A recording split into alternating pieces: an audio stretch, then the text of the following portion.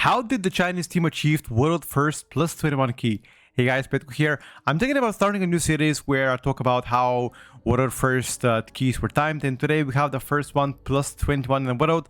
I actually saw this live on stream. I want to talk about it, see the routes they use, see exactly how they optimize the gameplay, and just pretty much discuss with you guys on how they achieve this. Hopefully you guys can learn something, I can learn something, and we can understand their psychology when it comes down to pushing keys. Once again, this is going to be from the POV of the DH.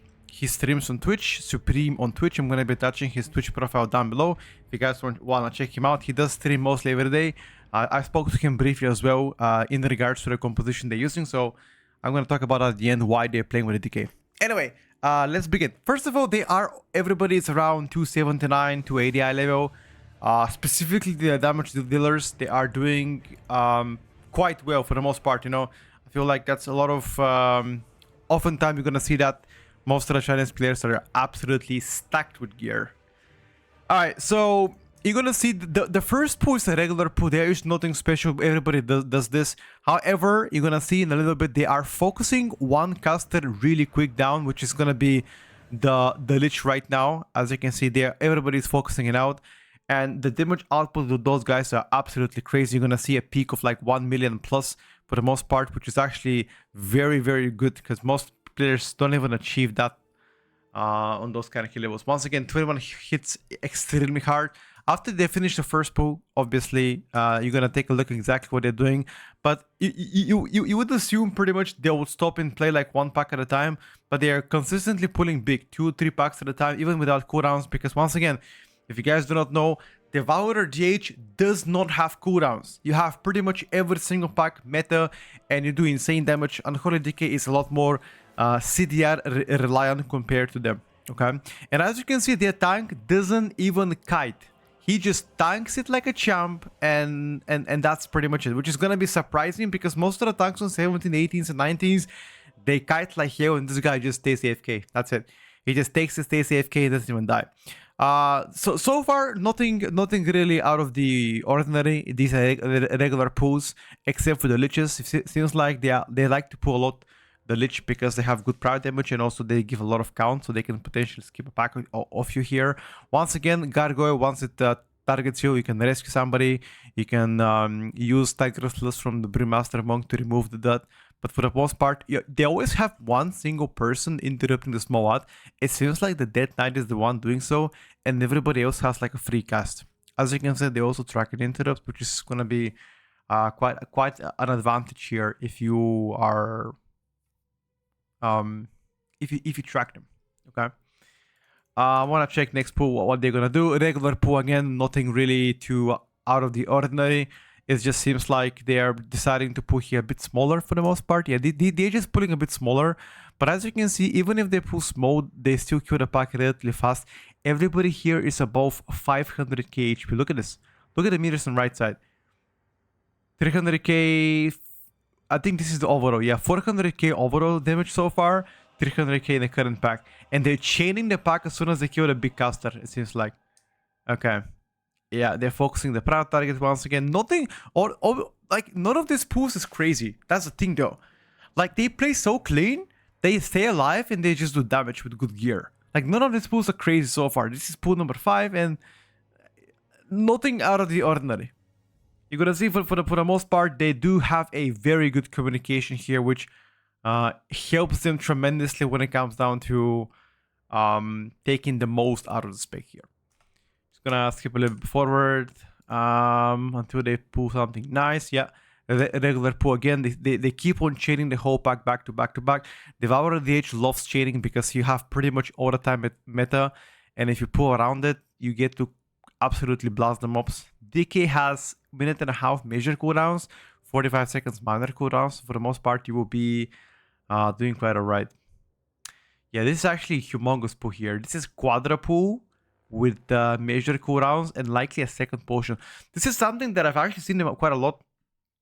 They really love to pull extra pack during potions, which is something that none of my European pucks so far has been able to capitalize on. Oh, we have a first death here from a frontal from DK, which is kind of surprising. But they love to pull big during potions, which obviously You have like extra 700 primary power, which is absolutely huge. It's like extra 10 eye levels probably, give or take. So that's kind of huge. Yeah, DK here dying, that's why he's gonna fall down overall. But let me just move forward. They always pull something with bosses. This is something that I've noticed so in the past. If I do skip to the first boss, I'm pretty confident I'm gonna see them pulling something with boss. Let me take a look. A regular pull. Yeah, this is a standard route. There's nothing really amazing here for the most part. Yeah, just standard route. Play clean, don't die, use defensives, use measure cooldowns on a prior target mob. Cleave as much as possible. And look at this. This is something a lot of players should take a note. They always cleave from the highest HP target. Always. Which is something most people don't do. So I'm very, very happy to see that they consistently do it. Obviously, the players of their caliber, they're bound to really go there. Okay. I want to see what they're going to do next with the boss. Are they going to go boss with... No, this is going to be one poo and then into boss, right? Let me check. Yeah, one poo here. Likely get down the Proto Drake and then go boss. Or maybe kill the Grave Blader because it does a lot of damage to the tank and chain the next pack into the boss, which is a lot more acceptable. Let me check. Killing the Grave.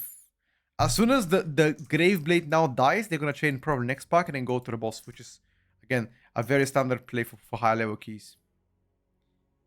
No, they choose not to do it. Okay. They just choose to go... Pack this way. Okay. That's fine. 3 mobs into the pack without the other guys. Alright. So they're prioritizing DH when kicking all the mobs. The reason why is because when DH kicks, you just get hatred, which helps extending your meta. So they are prioritizing DH to kick everything. However, this augmentation just sniped his kick, which is quite unfortunate. This is the second Bloodlust. So for the most part, you are not going to have Bloodlust here because you're going to be way too fast. Because assuming you don't play 20 keys, right? But if you are dying quite consistently, then you might have the second BO here. If you don't have second BO here, you just BO immediately after that. But for the most part, you might have it at the end of the boss fight, not at the beginning. And their single target is actually insane. Look at that shit. Actually quite great. I'm pretty sure the augmentation here might be first in damage overall. If I see their locks. I don't think he has his locks available. But okay, let's just skip this for now. They're gonna kill the boss. Yada yada yada. I'm gonna skip a little bit forward. 30 seconds forward. Boss is dead. Nothing too crazy. They like to put the pylons next to each other. So for example, some players like to put pylons here and there. They just like to put it like, see that? Very close to each other. So it has more space. I guess what do you call it? Horizontally? Okay, he just put it, yeah, they're just putting it closer to the rest of them.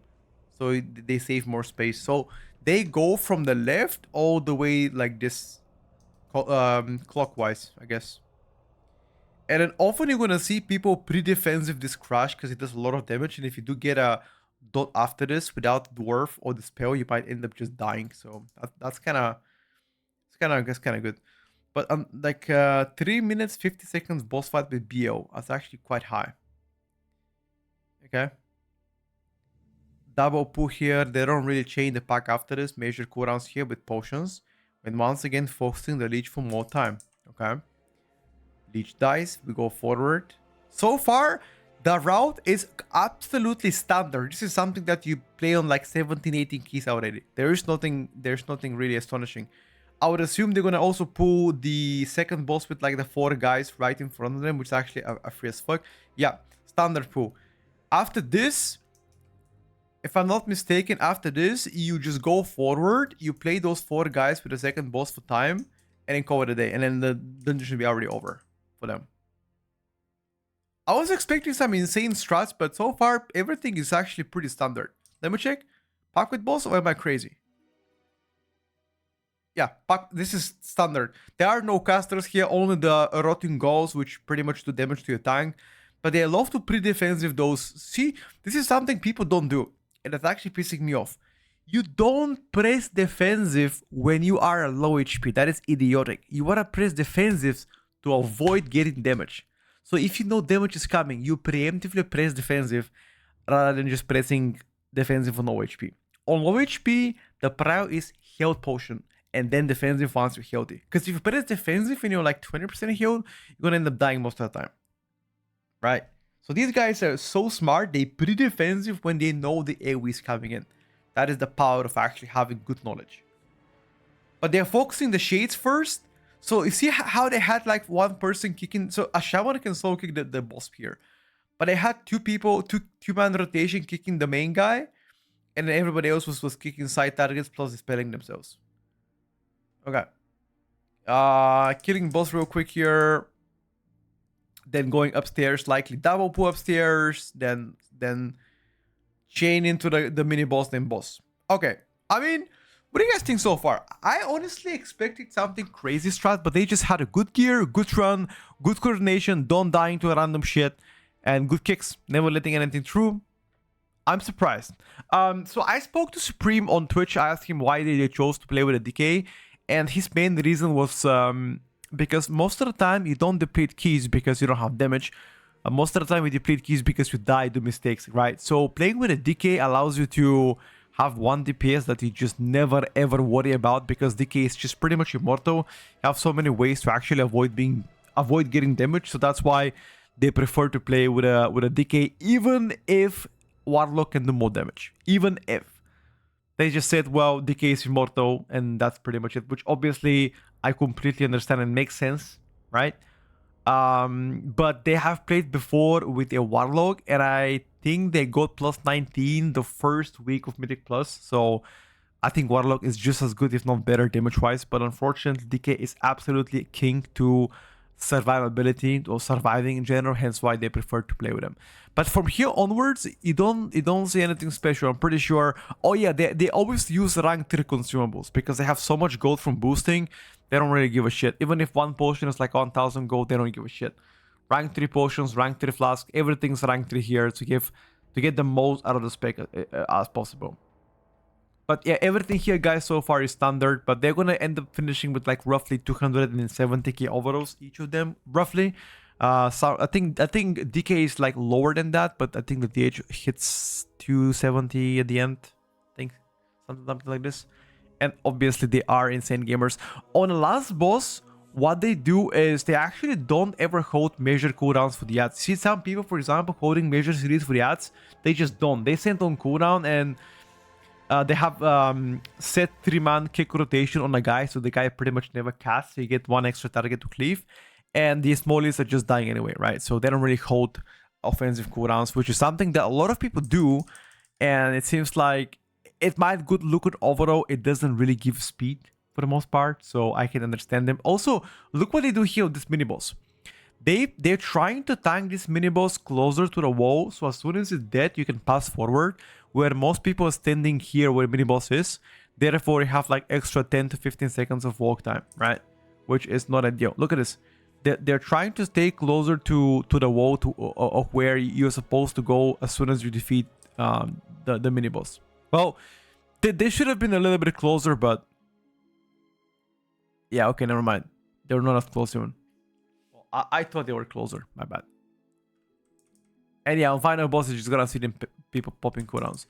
And I think as soon as they finish this run, they are roughly 3.8k score something. I don't know exactly how much, but 3.8 for sure. At least is at least what I saw. Yeah. Anyway, guys, that's everything so far. If this looks interesting and you want me to comment on like how people are clearing water first, 20 keys, 21s, 22s, let me know. If you guys think that's boring, then let me know. And hope you guys learned something. That's it. Peace out. Have a good one. And I'll see you guys on stream tomorrow. Bye for now.